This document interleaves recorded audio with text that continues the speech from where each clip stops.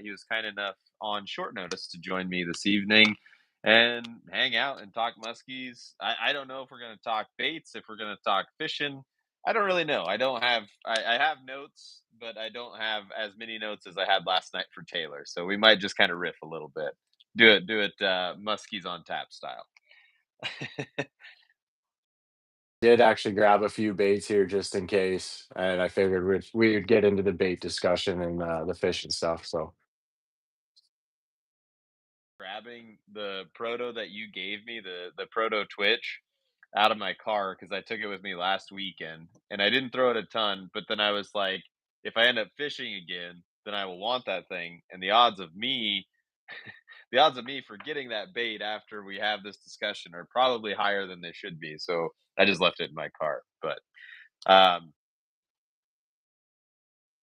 I did mod it a little bit in the way because it kind of has a really quick rise. So I modded it with like a huge hook up front to weigh it down more and a bigger hook in back. So it just basically upsized the hooks to a 5 and a 4/0 to try and weigh it down just a hair. I haven't ran it a ton since, but kind of like the weeds we were fishing last week and the week before, it was like one of those perfect niche situations where you don't want it to get super far down and you kind of want that quicker rise. So it was with me. It didn't get thrown probably as much as it should, but I figured that would be the perfect tool for the job if I needed to twitch. mess around with them now, and we'll get them dialed in eventually. That 7.5 inch. I don't know what it is. Is it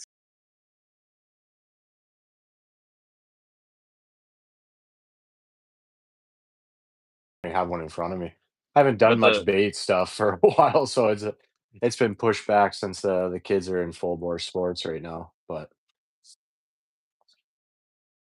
you were going super hard this winter, so it makes a lot of sense that you'd probably take a break for a little while. So then that way you can give yourself some grace before this show season comes up. One of my clients in the Northwoods, Scott, was asking if you make any dipsticks during the summer, and I'm like, I don't think that he does. Like, I think he'll probably just start cranking them out this fall again at some point.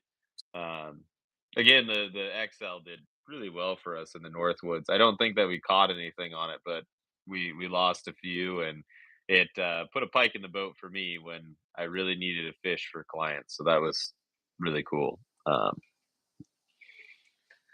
But yeah, that thing, we moved some nice fish with it. We just couldn't get them to go. I didn't. I mean, to be quite honest, I didn't fish up there a ton because when I was on the water, most of the time I was on the water, I was with clients and I wasn't fishing. And then, you know, um, some. I think Trey Mason he threw it quite a bit, but that was just a time where the weather was just not good, and it was one of the few things I was getting fish to do things, but they just didn't want to do anything. 90 degrees in the Northwoods is a bad recipe for success. Um, caught a fish on a dipstick all year. Everything I've caught, all my fish this year have been on rubber and one trolling.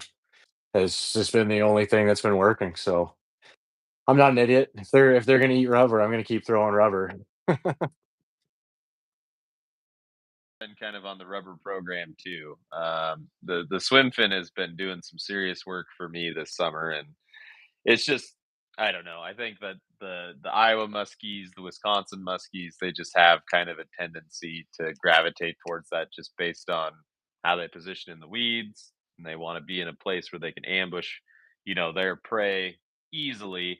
And I think that that swim fin just does a really good job of like it'll dip and dart, and then you can like let it rest, and it'll like dive into those pockets, kind of sorta. And I think that that just drives them absolutely nuts. I threw your dipstick a fair amount. What day was that? Saturday last weekend, just because we were fishing some deeper stuff, and it's not one of those things that like when you're fishing the really clunky, cruddy stuff that it works super well. But when we pulled kind of off the break and we found kind of a pocket of clearer water, I was like, I know what is perfect for this application. So it got some runtime, but I think that the fish were just not. All the fish that we've caught this year have been extremely shallow for this time of year. Um, and I just like I'm a big fan of throwing Medusas in shallow water and just ripping them. And then my biggest fish so far came on Brady's proto swim fin. So that's I'm hoping he's going to be making more of those come maybe the show season because I know he got his big fish on it as well. So I'm thinking we're going to be seeing those.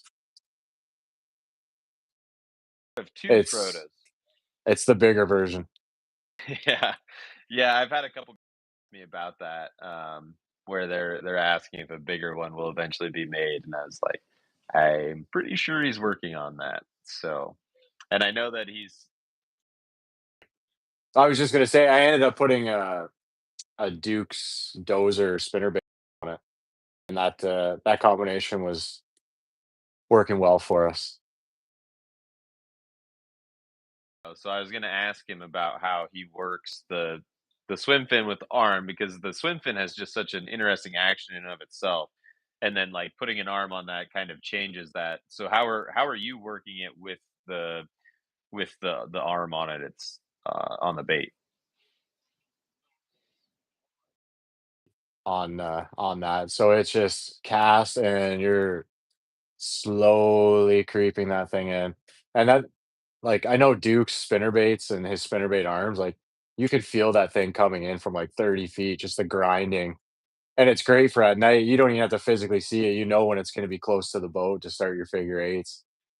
But actually the one fish, it hit soon as it hit the surface. I had just had enough time to click my bail over, and I was just starting my first crank, and I just got throttled. And it was a 48-inch fish. It was a nice fish. I on a spot too where we moved an absolute freak of a fish. So at first we thought it was her, but it was not her.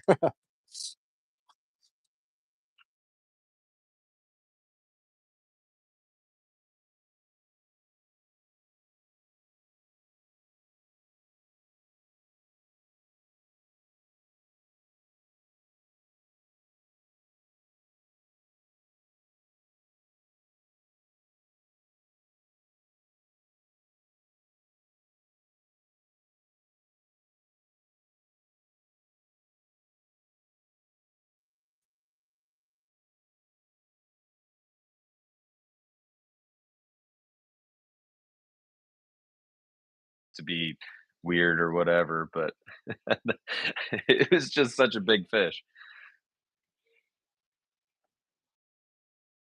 A different boat, and he called us, and we went over because he's like, when you guys are done, he's like, you got to go to this spot. Like, there's a trip changer there. Hmm. And as soon as we got to where he said it was, we marked it on the graph, and it was rather large. And he's caught a lot of big fish, and he told us it was around that 54 to 55-inch mark. So we're like, you're on edge when you're in that area. And then we've seen the mark on side imaging and 2D, and we're like, okay, that's marking real big. And she was right where he moved it. And he actually moved it on an XL Ripper when he was there. So we moved in like an hour later, just before sunset, and it was like 5 minutes, 10 minutes in, I get smoked, and the thing was when it hit, it throttled me right away, and I set the hook, and it just started swimming towards me. He's like, my partner's like, "Is it big?" I'm like, "I can't tell, man. I'm just reeling in." And then eventually it caught up to the boat and then started going this way. So then it pulled me this way and started ripping drag. I was like, it could be her. And then, it's getting dark at that point. We couldn't see it jump, but we're hearing the splashes, and then we got in the net and we're like, that definitely wasn't her, but it's a nice fish.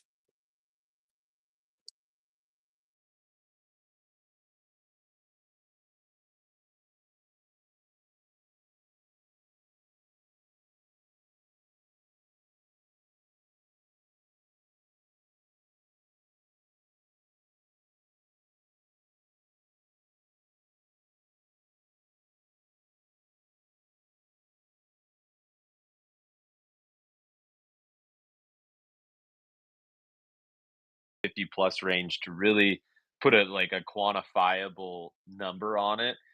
And like both of them were just like, I don't know, Matt. Like that thing was 50 something, but like it was not smaller than that. It just it's crazy. Like those big fish, like in the figure eight, how long it takes them to literally move their body, like to just physically turn because they're so long. And I just remember watching that fish and I was just like, it's still going. And it just crazy. Well, hopefully you can get that one to go. Back there at some point in the next month or so, but, yeah, some of those big fish, like, once you get to that, like 49 to, like, that 50, 51, 52 inch range, I feel like those are hard to judge whether it's a 49 to 52, but, like, when you see a fish that's over 52, like, I've seen a bunch of fish now that have been in that 54 and up range, and it's a whole different animal when you see them that big, and, like, I could see why you like, I'm starting to run 10-foot rods, and in the longest time, I'm like, I'm a big guy, I got long arms, with like 8.5, 9 foot when I first started, then it's like, "Alright, I'll get the 9.6," but when you first get one of those fish that's like a Canadian legal plus, and you see how long it takes them to turn, especially if they're not fired up, it's just some of them look like 5-gallon buckets, and they can't even make a simple turn, and you're reaching out as far as you can with a 10-foot rod, and the thing's still just doing this huge arc, and it just you just, like, your knees get shaking, and it's like, "Come on, please." It's just but, hey, it's, one of these days. That's why we do it. Keeps us coming back every year. And what is your biggest? My biggest is 49, which is not great. That's why I keep posting the meme of me and Gus, but Gus got a 50 now, so I'm gonna have to like put an X in the meme and like put Max or something for the time being. Someone else. And I got that casting, it was actually my 2nd year fishing. I got that fish. And, yeah, it was at a small lake, and from some of the people I know that fish that lake, they're like, that's like the 4th biggest fish they've ever seen come out of there. So that was kinda cool, and then I've seen plenty of bigger ones, I just can't get them to eat for some reason, but like you said, we're gonna keep coming back. Like if there's a freak to be had, like it will happen at some point for you guys with what you do there, trolling your baits and those kinds of things on the Great Lakes. Like it'll happen. Fish that are not the same length as that, but way heavier than that. Just for where we fish, like, the fish get so fat and heavy, especially come fall. They might not have the length, but, like, a 48 by 25 and a half was just super, super heavy fish. We caught a bunch of 49s by 24 and a halves. Just my uncle ended up getting that one that was just under 51 by 24 and a half. It was just super, super fat, and this is, like, head all the way to tail fat. It's not just like a gut and then it gets skinny. These things are just they look like oil barrels. They really they really pack it on when it comes fall time. Do you have any idea, or is it just kind of like whatever? Because I know you position yourself on like a ton of bait come fall, but like, do you actually know what the bait is? Like shad when I had it in the net.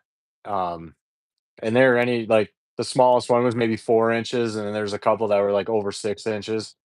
But yeah, as soon as I unhooked it, I looked in the net and there were 6 dead floating shad.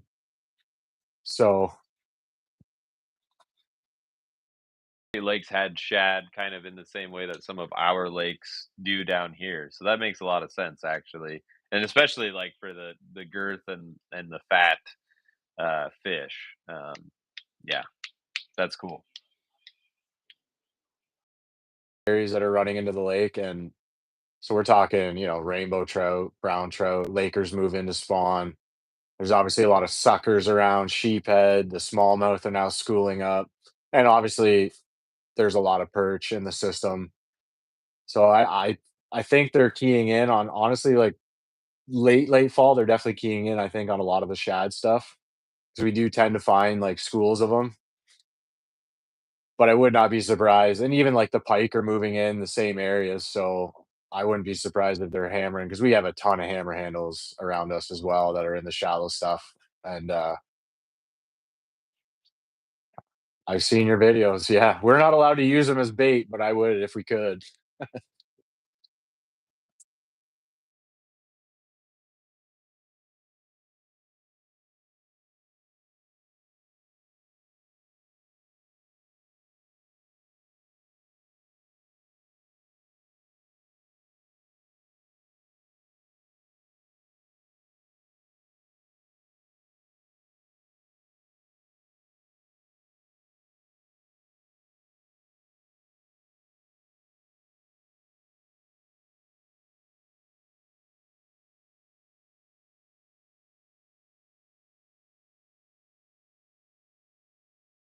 Like 32 to 40 inches, but we didn't get a ton that were really beefy over that 40-inch mark. I shouldn't say beefy, like a lot of them were super beefy.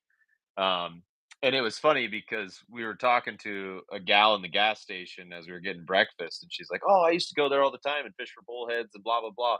And I was like, "Oh, that's like the missing variable as far as forage goes." Like, I couldn't figure out why these fish were so fat. Like, obviously they're eating perch. Like, we'd see these 8-inch perch just kind of floating around and doing their thing. But, like, when she said that, "Oh, they're eating bullheads," it comes back to, like, all the old timers that I've heard. They're like, "Run bullheads for bait, like, clip their fins, they're full of fat and the muskies love them," kind of thing. And it's like, "Oh, so that's where they're getting it because there's no shad in those lakes. It's just, perch, bullheads, panfish, drums, those kinds of things."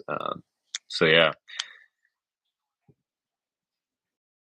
A lot of those people fish the tributary arms that shoot into St. Clair because there's a huge shad spawn, and that's where I don't know if you've ever seen videos or ever been to St. Clair, but it gets kind of chaotic with how many boats are fishing in a small area. And that's kind of like the same thing around here, where you have all of the predatory species on those shad-based lakes keying in on them, whether it's muskies or wipers or largemouth, smallmouth, whatever. I mean, it's just the easiest and like most available option for those fish, which can be great because it can put those muskies in super predictable locations, like based on wind, based on time of year, those kinds of things. But it can also make it really difficult to catch them because they have, at times, all the food that they would ever need, and you're just like another thing in the, like, giant smorgasbord of food for those fish. So, yeah. Walleye, like 30-inch walleye trolling musky baits, and like our last trip, we got I got one just over 5 pounds, and then my buddy got one like an ounce under 6 pounds on double 12s. So yeah, it was a honestly, he thought he snagged a carp the way it looked. It is just an insanely built smallmouth. It was like 22 inches long. It was just fat and just midsummer 6 pounder. So that was kind of cool to see. And we're just like, yeah, I think we probably have as good a shot at the state record smallmouth as any of these guys are around here that are fishing this bass tournament or whatever. We saw a guy catch a really nice one in one of the places we were fishing, but it's just like they get so skinny during that summertime that you know it just doesn't go very far. It's like you got this 20-inch fish that might weigh whatever, 3 pounds, 3.5 pounds. um, Out of the lakes. The rivers are a different deal. I was gonna say, like, there are bass tournaments around here, like, you come early fall, like, you're not winning it unless you have 30 to 35 pounds and 5 fish. So,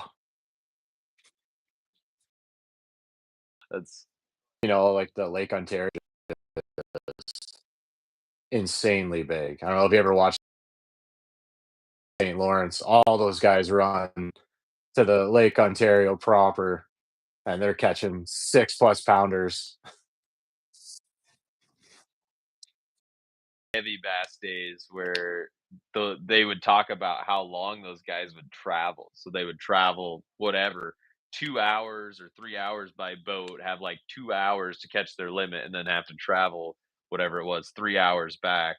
And like these guys are making these insane runs up these river channels to make their bags and their limits happen. It's just like that is just not fun. Like were launching, I think it was 90 miles to get to the mouth of Lake Ontario, and it was like, 5 different locks. They had to strategically time out at the locks when they're open, and you had to get fuel. So, like, yeah, by the time they got to the lake, you had an hour and a half to 2 hours of fishing, and then you had to run back, but that was the only way you're gonna win the tournament. So the guys that did it, it all paid off for them. And I mean, the last day, I'm pretty sure it was a Canadian guy that ended up winning. I can't remember his name, but he went out and there was like legit 6 footers, and there's videos of him puking after like landing almost a 7 pounder. Puts it in the live well, then he throws up over the boat and he gets back. Like I felt like you watch that stuff and you see like the cameraman in the back of the boat. It's like, how does he feel looking through a camera and you're going up and down in 6+ foot waves for luckily enough, it's only for about 2 hours, but that's got to be just terrible.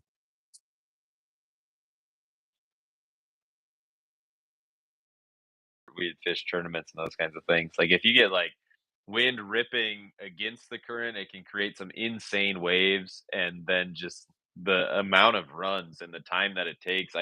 You know, a 20-minute run was like nothing on the Mississippi, and to think that those guys were going 90 miles or whatever is just that's just ludicrous. Yeah, I know, it's just ludicrous.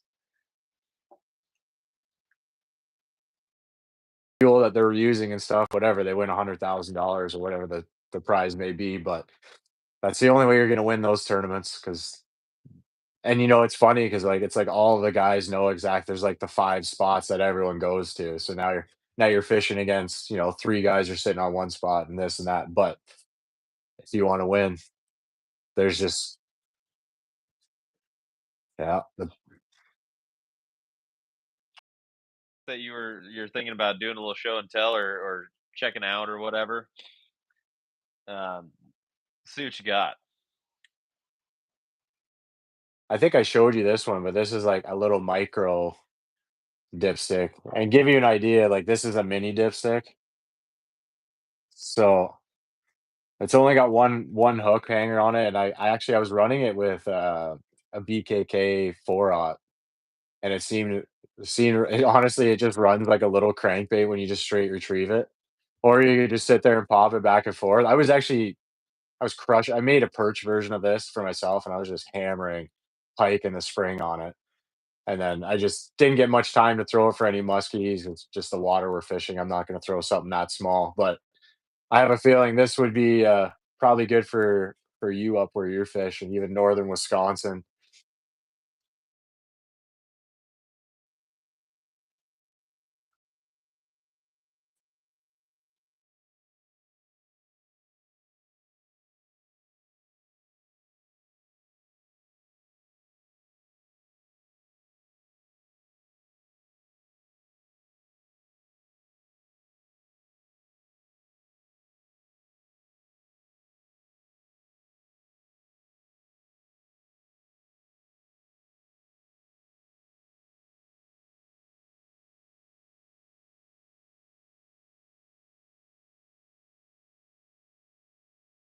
That point in time.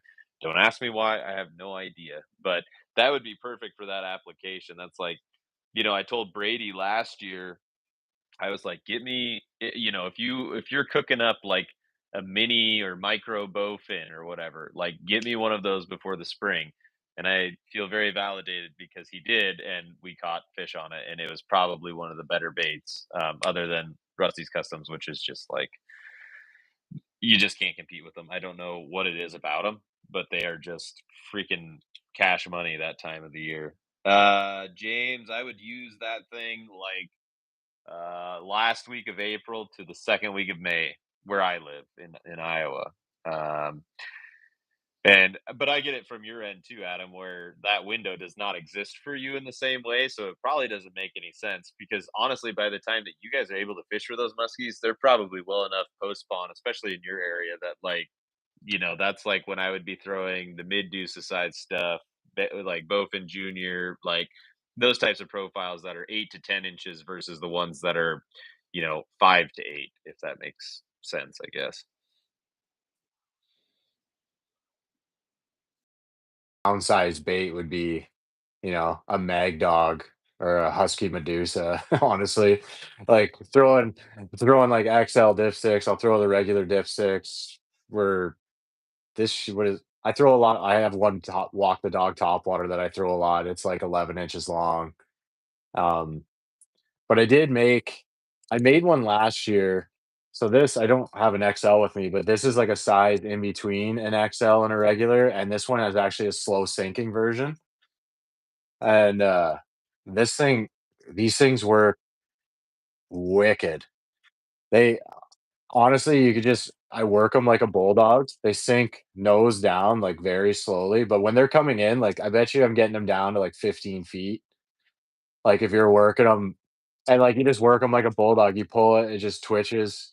You do up rips and it does like a shot down, but it's got that little hang time, right? That's wood, so it's got the buoyancy. It doesn't have the fall like the rubber, so it does have that crazy, like, stalls, and then it slowly sinks down.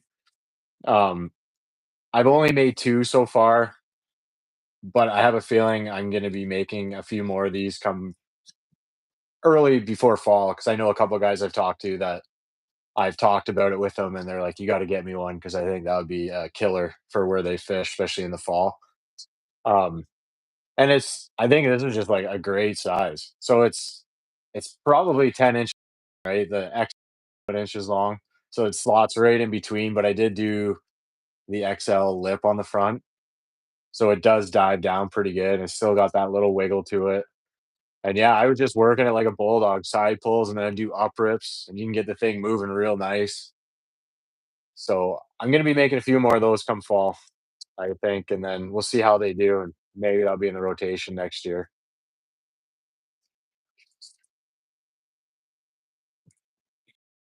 Campbell has like a Twitch where he kind of has the same thing where it's weighted to a certain degree to where you can like count it down to where you want it.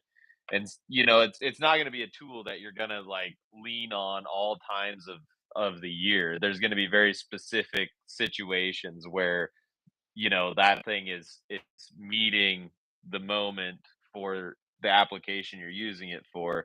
But like if it's 10 times better than anything else that exists out there to meet the moment, then like obviously it's going to be used. I think about that like a bait like that over sandgrass and stuff where I use the XL and the XL excels in those situations, but those fish still have to come up, you know, halfway into the water column to contact that bait, which a lot of times they have no problem with.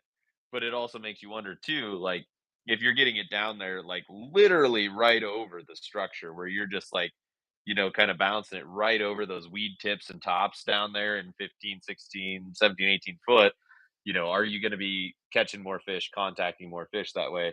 I don't have the answer to that question because like there's not really any baits that I run in those zones that get that deep and stay down there that long. Shields. A lot of our rock piles, right? You'll be in 40 feet of water, then they just shoot straight up. So I feel like you're just in the zone for that much longer. And like where we were fishing, when I was fishing this, like we're fishing clear water and like 10 feet from the boat, you like look down and it's like, yeah, that thing's still way down there. And then it comes up, and the amount of stories you hear of people when they're bringing their baits coming up horizontal and those fish just come flying up for it. I feel like it's going to be a unique bait. It's different, but it almost looks like a bulldog in the water. And I've even played around. I got some bigger tails on another one that I made, and it's a much bigger tail and looks very cool. I weighted that one a little heavier just to have a bigger tail on it.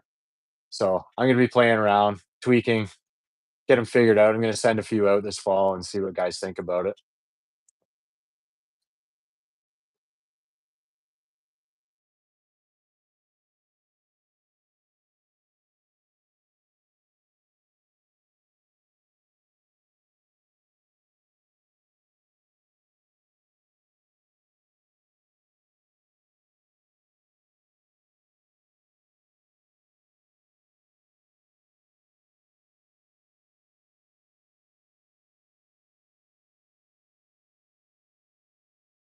I need to eat it now before it does.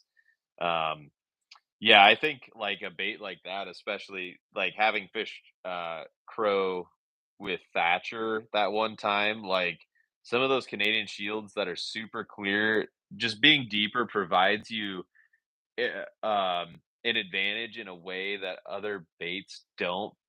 Mostly because like if the water is clear, those fish can see you and your boat as well as you can see them. And just like having a bait that lingers deeper longer just provides you more opportunity to not get busted by the fish, if that makes sense. Because there's like so many times where, those fish will come in hot and then they're just like, oh, there's something sitting there. No, I'm out of here, kind of thing. And you'll see. I mean, you can still get them to interact in the aid and do all those things, but just the odds and chances of getting busted are just so much higher in clear water. Which doesn't make me stop doing it because I like clear water. Don't get me wrong. I'm not intimidated by it, but there's definitive disadvantages to it when you fish it, if that makes sense. Um, Never personally done it till this year, is when we were casting out blades and you let it sink to the bottom and then you just let it reel in on that. And we never got a fish in the boat, but the fish that we did move on it was probably like a 52 and it came right to the boat out of super clear water. And it was funny because it was my boat partner and he's like, "Oh, I got weeds on it," but it was actually a fish right behind it, like right on it. And it just looked like, you know, a 4-foot clump of weed on it. And we're just, it's been a long day at that point. And like, "Oh, that's a fish." And he had to come in the 8 and then kind of messed off. But I was like, "Oh, I guess that technique does work." And he's like, "There's a bunch of old timers that have told us about it and we finally tried it." But that's something unique I've never done before.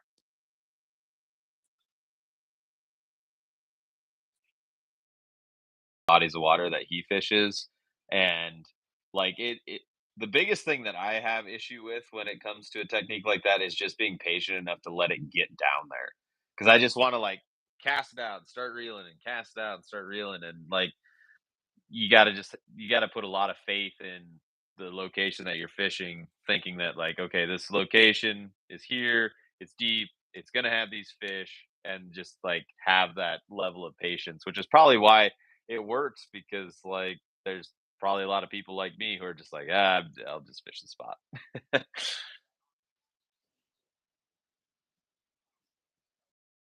It comes to, especially this time of year, I think everyone casts retrieve, right?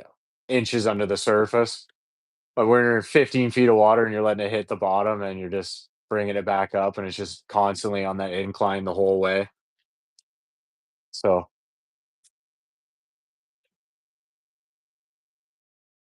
The XL like it normally is, but it was on, one of KV's bucktails where, he's got the added extra weight that Johnny's been doing for a while now. And it's just, a little extra that gets it down in the zone just a little bit more. So instead of that bucktail, if you're slow rolling it, instead of that bucktail rolling in at, 3 to 4 foot, if you're slow rolling it, it's coming in at like, I don't know, 8 to 10 kind of thing. And moved a really nice one. It kind of like nipped at the back, but just didn't get the hooks. And, what do you do? Those old Wisconsin fish are freaking smart. And never, I mean, the that was like the second trip that I had up there and never saw that fish again. I mean, what do you do? Oh, yeah. No, no. Yeah, that's probably been the one consistent factor in northern Wisconsin is like if I move a decent one or a good one early on in our kind of adventures up there, I kind of come back to those areas often, but like it's very rare that I will ever see that fish again. Like I can think of the last couple of years where the biggest fish that I've seen, I never contacted ever again after seeing it. And it's funny because like you can contact those mid 40s fish. Like if they're, 44 to 46 inches, you'll see them a couple of times, like they'll interact with you more. But like once they kind of get over that 46-ish inch mark, they're just like you might see them one time and then they're just gone. Like yeah, I had a really nice one come in on the on Johnny's version of the grenade, and I never saw that fish again. Like it's just, but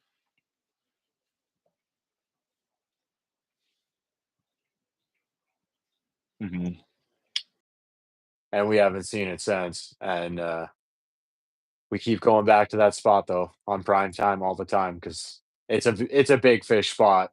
And any fish that we've ever caught off this spot, like the smallest one being like a 46, and seeing fish well into the 50s to mid 50s on this spot before. But this one particular fish that I seen is I wouldn't even put a number on it, but it was big, big. And let's just say the year prior, my buddy's like, there's at least a 54 to 55 on this spot. And then there was the next year that I moved that fish. And I was like, well, she's still here. I had her in the 8 beside the boat, and it was one of those situations where huge wide turn, and then I was actually using a manta, a river run manta. It's one of my favorite glide baits. It's just on when nothing else is working, I throw that just to find fish because, as Rich Reinhardt calls it, the hypnotizer, because it just shows fish. And that fish was following it, and then it started doing the mouthing thing, like literally right at my feet, and like my knees were just shaking. I was like, "Please, please, just eat, please." And it just did this slow sink and swim away. Yeah, that's yeah, yeah. But I do have. I ended up making a different style twitch for myself this spring, but I might make a few just because it's a suspending. I would say suspending to the super, super, super, super slow rise. Like if you upsize the hooks, it's gonna sink, and it's oh way slower. I mean, it literally rises a foot probably every 20 seconds, 25 seconds. Like it just. But this is what it is.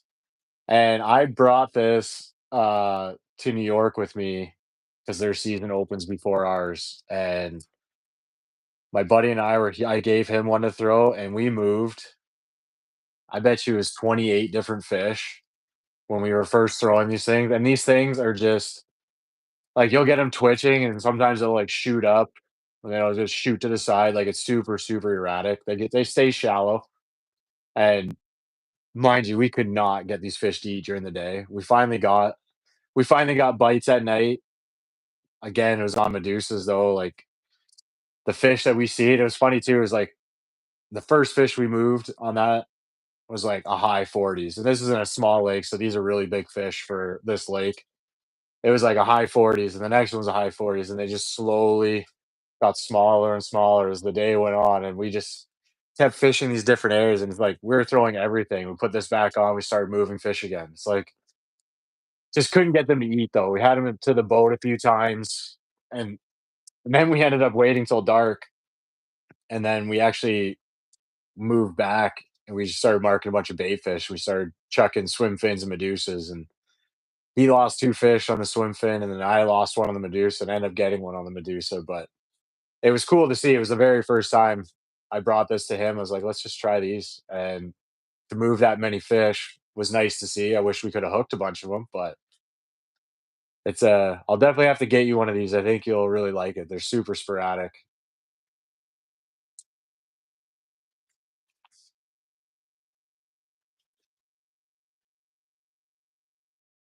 It's like I'm just gonna make this thing and I think it's gonna work. And then you like take it out to the lake, and most of the times it works. And I think I think that that's like super commendable and like really cool because like getting more into the painting side of things, like painting some blades here and there, and just like knowing the amount of work that goes into it, and knowing that that is like compounded exponentially by waiting and the woodworking and all of that is just it's bananas to me. And then you just are like, yeah, it's gonna work, so then you take it and it works.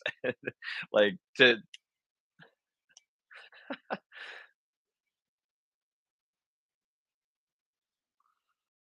And within 10 minutes, we caught one of the fish, and then we caught another one to win the tournament. So that was, and the funny thing is, I haven't thrown that bait since that.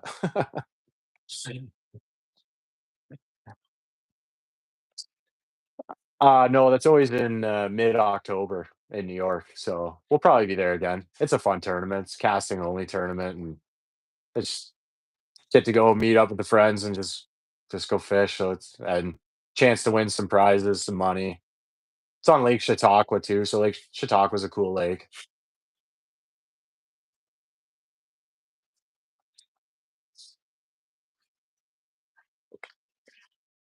Place, you're just like, it's over here, but it's. I think for you, isn't it like a 3 hour drive down to the lake? That sucks.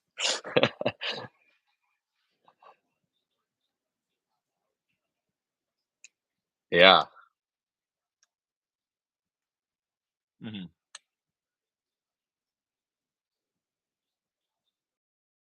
So we ended up taking the boat I bought from Vince when I first brought it back to New York.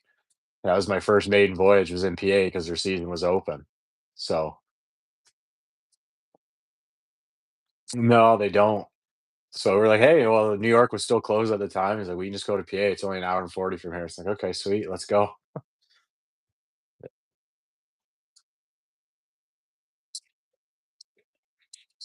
We've seen a couple, and that was about it.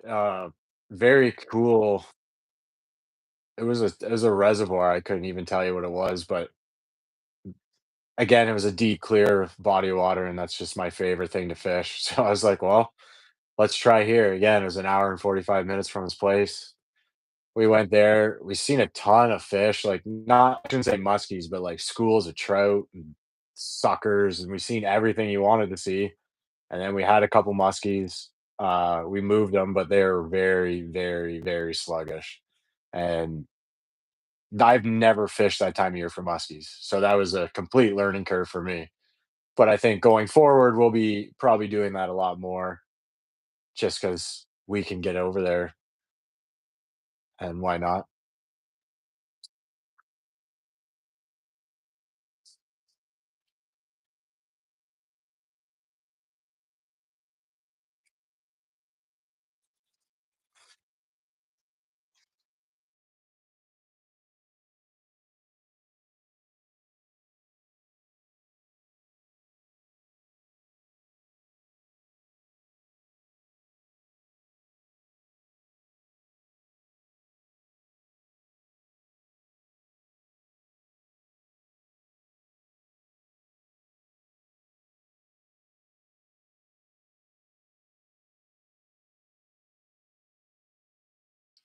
um in like mid to late November is like the same as it is it seems like in March for at least our fish and those kinds of things. I'd say the only advantage that time of year is it's a little easier to plan your day, just because like when the water is that cold and those fish are so lethargic, it's a lot easier to just be like, okay, so it's going to be warmest at whatever 1 p.m. and we can fish that window of whatever, if you have limited time, like 10 or 11 a.m. till 4 p.m., 5 p.m., and it's like if nothing happens then it's probably not worth continuing on. But maybe I'm just a ninny and don't have enough time on my hands to do all the things.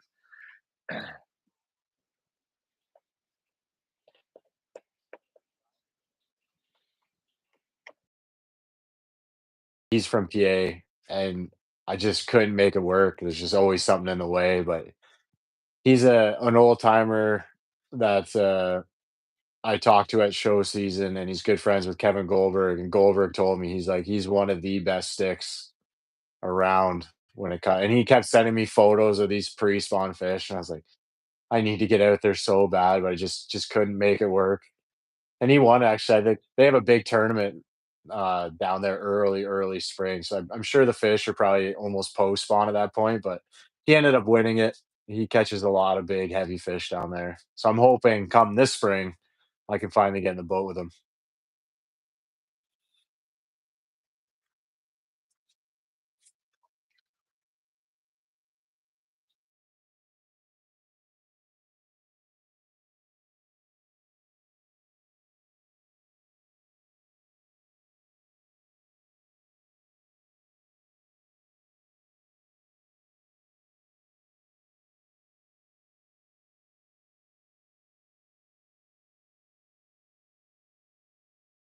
all over the place to fish. I'm actually gonna be in Wisconsin the end of this month fishing with Taylor, fishing with Gus, fishing with Rich Reinhardt, fishing with Vince. So I'm real excited for that trip.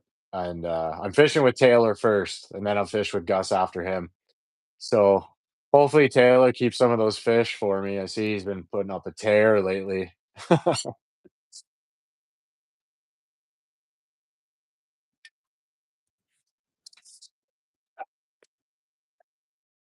Ranking fish out up there. But that'll be a lot of fun. I'm glad that you're getting over there to do kind of a Northwoods tour. That'll be a neat experience, for sure. And it's interesting too because like the more that I fish with more people, you see that like some people have kind of an X factor about them that makes them a better angler or like more successful than just your average, weekend kind of guy. And I was talking to Connor about this last weekend where that X factor just kind of changes depending on the person. Like no one really has the same X factor. I would say that probably the most shared X factor that I have seen is just like time on the water. Like if you have someone who's very well seasoned, very experienced, like their X factor is just time on the water and the experience of having seen so much through their time muskie fishing kind of thing, if that makes sense. Otherwise, I think it's a lot more specific to the individual angler than that. Um, but yeah, it's just kind of interesting. Hmm.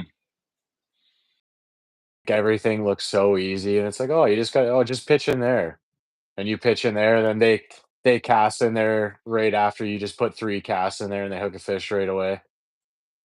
It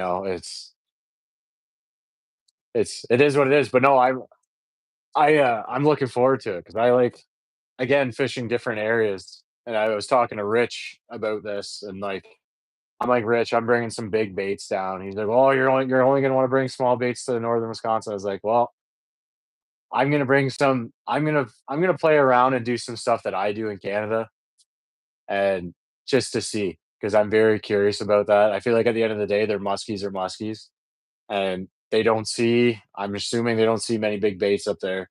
Not that that's the only thing I'm gonna do, but especially if we get on water that's considered big fish water, I got some baits I want to bring that I'm sure they've never seen before.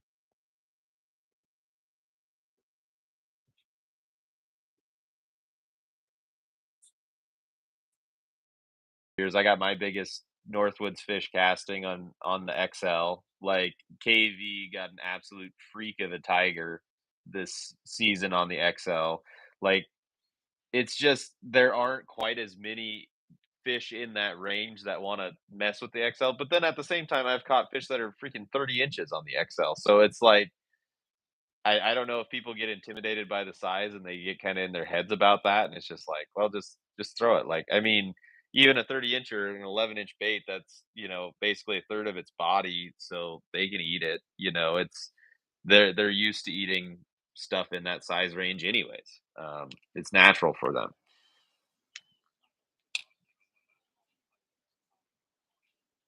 right? Yeah, I mean, it's just they just hit stuff sometimes.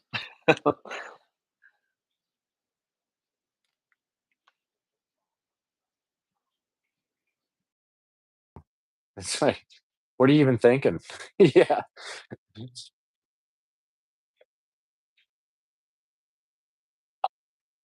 The 25th of August, I'll be fishing with Taylor, and then I'll be up there for 5, 6 days.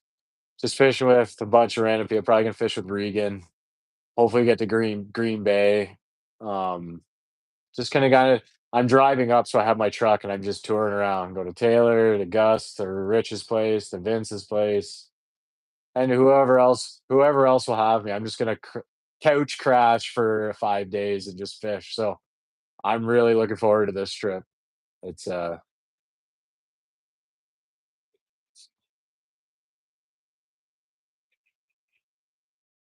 And Glenn and stuff. So yeah, it's fun to do those things and kind of just have an adventure, so to speak. I think that's what makes the sport cool. Um, and And that's like a great time of the year to be up there. Like you're talking fall transition, things are going to be eating, like big fish should be showing up and moving shallow. Like, yeah, that'll be cool.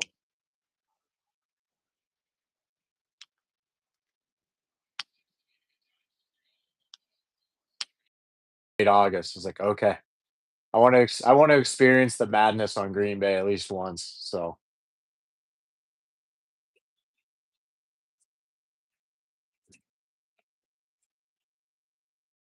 Oh, it's, Green Bay is closer than some of the lakes that I could fish in Iowa. Um, it's just it's kind of crazy actually, geographically speaking. Now I don't know if it's like 100 yet, like if it's actually closer, but it's fairly equidistant when you're talking the northwest corner of Iowa. Because people are always like, "Well, why don't you fish Bogie?" And I'm like, "That is like freaking almost 5 hours away from me where I live here, and Green Bay is almost 5 hours away from me where I live here." Um, yeah. Yeah, I've got, like, Green Bay at, 5 hours, Mille Lacs at, like, 6 hours. So, I've got big fish water that I can access, but it's not like it's super easy or super close. It takes a little planning. Um,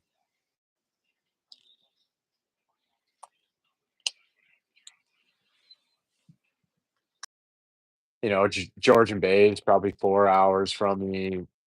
St. Clair, not that I ever fished St. Clair. That's a couple like 2.5 hours. So I I rather go if I'm gonna drive 3 plus hours. Like if I'm not going to New York to fish with my buddy, like I'm gonna head to like Nipissing area. Mm, just because that lake is it's one of my favorite lakes. It's where I learned how to musky fish. And the potential out there is uh is really good. And there's a lot of different lakes around there. So if the winds are bad, because like that lake's 200, I think it's 240,000 acres. So it gets rough. When it gets rough, it gets rough. But luckily, there's some lakes around that bit smaller. There's some good sized lakes around, and there's really small lakes around. But you always have options when you're up in that area. And if you go to the North Bay, you have within an hour drive. There's probably 9 or 10 different lakes. So it's just a fun area.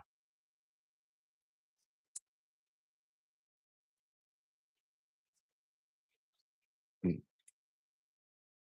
I you're talking getting, pushing 18, 20-hour drive to get over by where you're at on some of those bodies of water.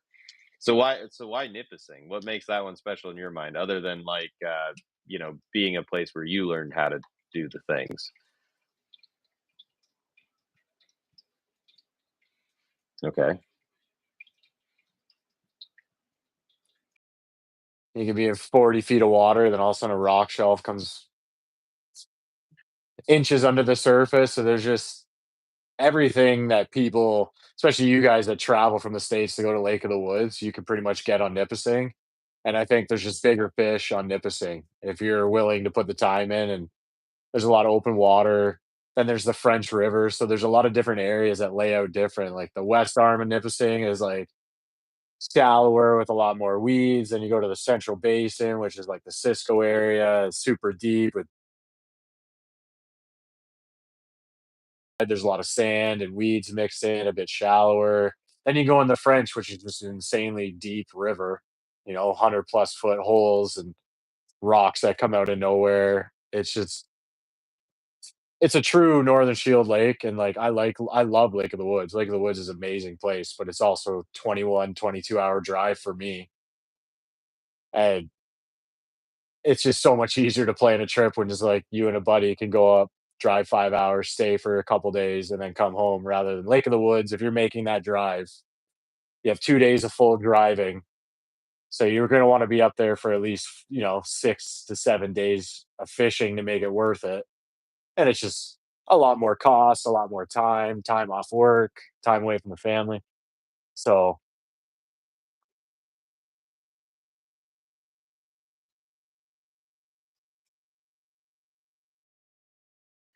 Lake of the Woods from my house here is like, just a hair over 10 hours. If you go to like Eagle, it'd be like probably 10 and a half to 11. If you go to like Wabagoon, it would be like 11 and a half, 12. So it's not like it's insane. It's like doable in a day's drive. It's not fun. I've done it in a day's drive, but it's one of those things where like a total round trip of driving is a day versus like you have 2 days wrapped into that. It's a totally different scenario in terms of how you negotiate and navigate those trips.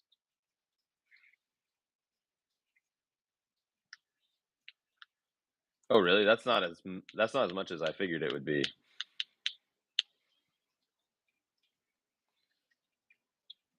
Yeah, a hair north. Yeah,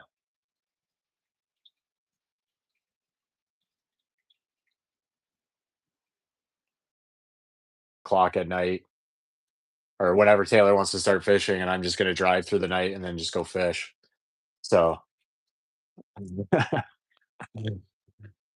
I uh I can just do well without any sleep. It's not the first time I've done that. I well, to give you an example, I went up for just after opener, I went up with a guy who works for me who's just getting into fishing. We're gonna take a couple like 3 days off. We're gonna go up to Nipissing area. We got up there. That's right when we had this massive heat wave. Like it felt like it was like 45 degrees. So what is it, like 116 or something? It was it was it was insanely, insanely hot. And some of the bays we went and checked out, they're 83 degrees already. And this is like literally like 4 days after opener. And anyways, we were fishing some areas that was water temps were fine. And the guy with me ended up getting heat stroke in like 5.5 hours. Like, I mean, throwing up, turning white as a ghost. We had to take him because we were staying at a provincial park. He had to stay um, in the ranger station just for the AC. And I was like, "Are you fine?" He's like, "Yeah." So I went out, I went back out fishing. I had moved a couple fish. I came back in and he was a disaster, right? We just set up camp before he started feeling sick. And um, anyways, we ended up coming home that night, which is 5 hours. So that morning, we left that Sunday night. So I was up at 6 o'clock Sunday morning because it was my son's birthday. We had family things all day. We left at 11 o'clock that night. We ended up getting there. We fished. That whole episode happened. We didn't leave till 8 o'clock at night. The drive took us 6.5 hours because I blew a tire on my trailer at friggin' it was like 2 o'clock in the morning or 1 o'clock in the morning or something. And that was just a disaster. Like, I mean, completely shredded the tire right off the rim, like, it was bad. Dented my fender, took out a light. Um, anyways, I didn't get back till the following Tuesday morning at 3:30 in the morning, and and honestly, I was, like, fine, but it was good to sleep, so I'm, uh I'm looking for when I wanna fish, like, I get so excited and just as long as I'm doing something, I'll be fine, and I'm sure when we get back and I hit the couch, I'm gonna have a good sleep. But then it's gonna be up again and go fish with Gus, and then it's gonna be up again and go fish with Rich, and then so on and so on and so on, and then drive home after the last day of fishing for another 11, 12 hours. But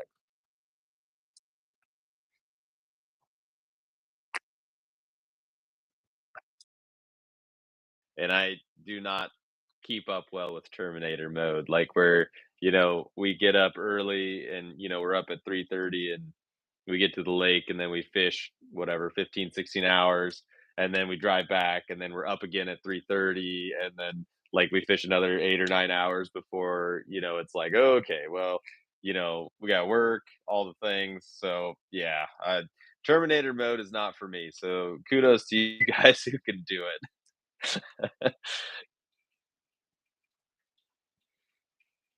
It's very true. This is very I've been sneaking out at night, just to go do some trolling and stuff, but things haven't set up the way I wanted them to yet, but I know it's a matter of time. I really think this fall is gonna be a really good year for us. Um,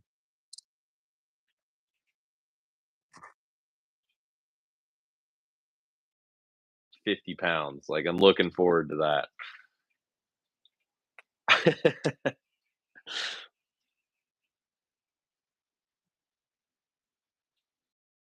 Auto charting like all these new areas. I haven't even really fished any of the stuff that we usually fish. I'm just trying to find new stuff just because I enjoy doing that to begin with. And most of the time I just go out by myself anyway. So it's just, well, I've always wanted to go check this spot out over here. It's flat calm, whatever. It's a 15-kilometer run, whatever, 10-mile run.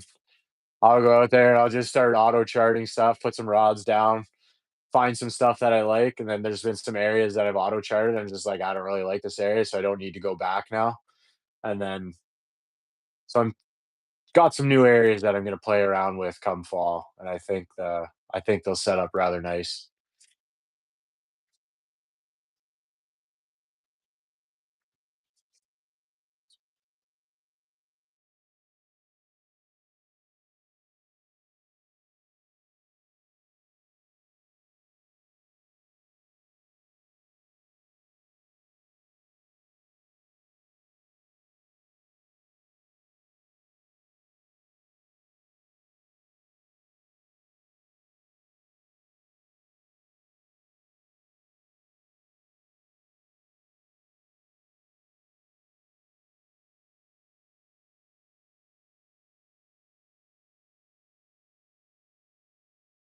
Like sometimes they are, sometimes they aren't. It's just musky fishing.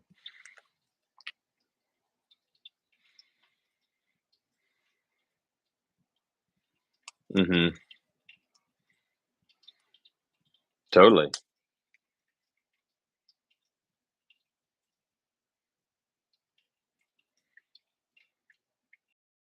Social media and local forums and stuff, which is whatever.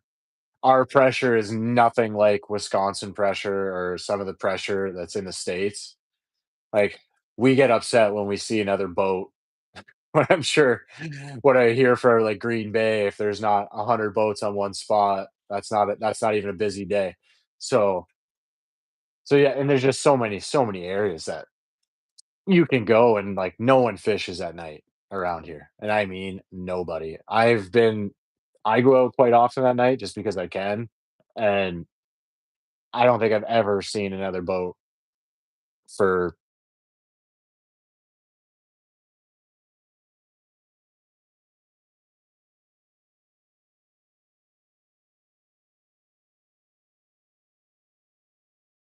besides that, I ain't seeing anybody out there like trolling around or casting around at night.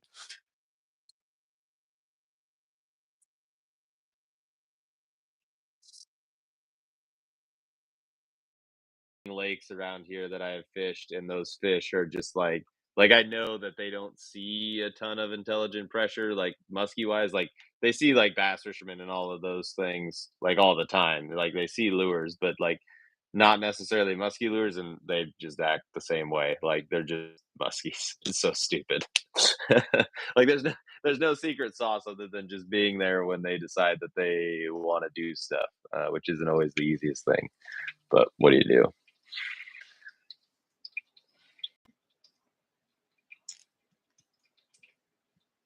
Yeah.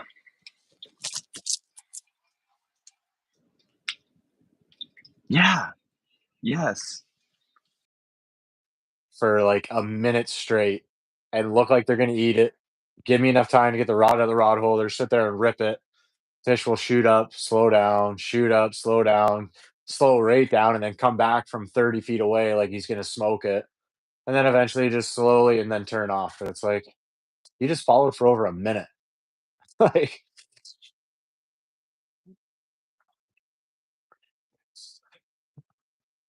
yeah,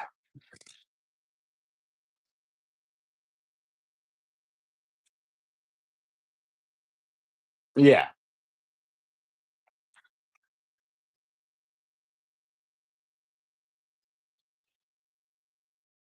Stuff, the year is winding down, like they don't have a ton of time left to figure it out kind of thing.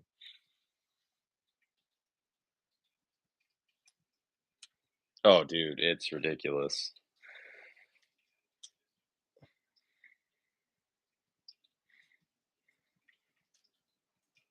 Mhm. Breeze, and then all of a sudden it went down to I think it was like 11 the one night. So it's been getting cold, but like it's been nice through the day, but then at night it's just been dropping and it's been consistent now for 3 or 4 days.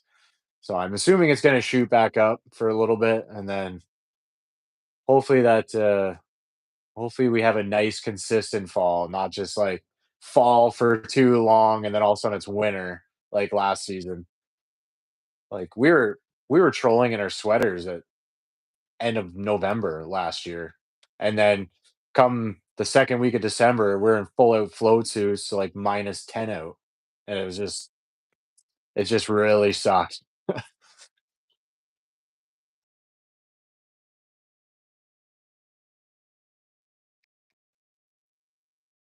And even like I would say like even though there's inconsistent ice last year, it was probably the most normative ice season that we've had since I was probably, you know, fairly young, just because of the amount of time that there was safe ice if you wanted to go find it. But that's neither here than there.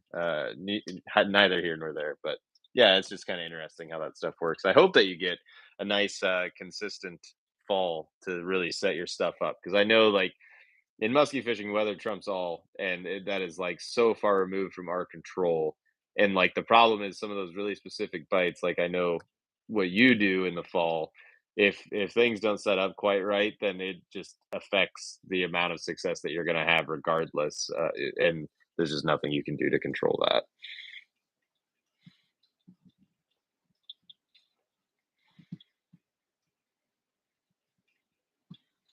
Here. And but maybe coming this year, now that we kind of seen that happen towards last year, like it was our last trip and we are fishing our stuff and we're like, well, let's just go super shallow because nothing else working. And then we got 2 fish and it's like, okay. And then we knew we weren't going to get back out there just because of the winds and all that stuff, right? And so it's like, okay, at least this year, it's like, all right, well, if things set up like they did last year, I think we need to move shallower a little bit sooner and see if those fish had pushed in super, super shallow. Because where we were fishing, nobody's musky fishing. I'll tell you that right now. I didn't even want to musky fish in there just because there's so many pike and it's just, which I don't care to catch pike, but when you're out there and you want to catch muskie, especially in the fall, like you're looking for the muskie, and then you're dealing with 18 to, I mean, don't get me wrong, there's some big pike in there, but you're catching a lot of like 18 to 28-inch pike, and it's kind of annoying. So, and it's just one of those. Let's just try it. And I think I told you last year we had our line set for 30 seconds, and I caught a fish. We were so out of dial that I literally turned my drag back because I'm like, there's so many pike in here. Just dial them back because sometimes we drag them, we don't even know it. And my uncle's setting his rods, and I hear my clicker going. I just like look back, and I was like, "Did you open my bail?" And he's like, "No." And we just like look back. You just see this. I was like, "Holy!" And it's a muskie. Holy! It was like a 44 incher. I was like, "Wow, we need to get our stuff together here, man. Like maybe they're in here." Then we kind of put things together, and but that's just how out of tune we were, just because the fishing was just not in our favor last year in that area. But again, we're looking for new areas, so hopefully we can find something else if that happens. But fingers crossed, we get a normal fall.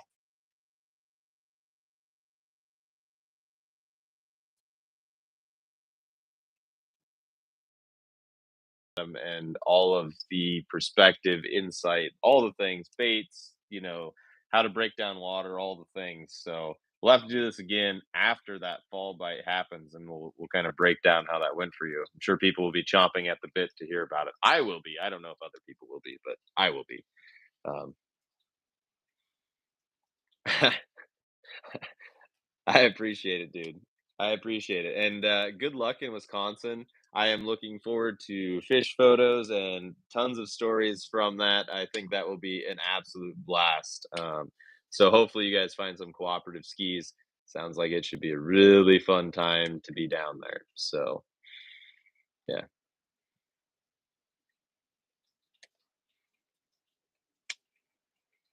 that'll be a great box to check for sure. Well, dude, I will. Yeah, I'll be in touch and all the things. If you ever have a proto or something that you want input on, just like hit me up. I would be glad to give you my 2 cents, even if it's not really worth much at all. But it's always cool seeing baits and what the mad scientist is cooking up. So I appreciate you letting me in on some of that stuff.